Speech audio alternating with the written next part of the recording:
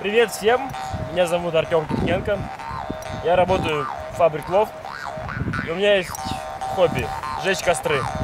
По выходным мы с Арсением, который снимает сейчас видео, выезжаем в лес для того, чтобы пожечь костры, сварить чай, пуэр с травами и просто побалдеть на свежем воздухе. Мы хотим вас позвать с собой. В следующий раз это будет примерно каждую неделю происходить.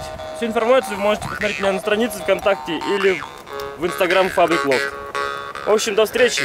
Все вопросы можете писать в личные сообщения или звонить по телефону, который там будет указан.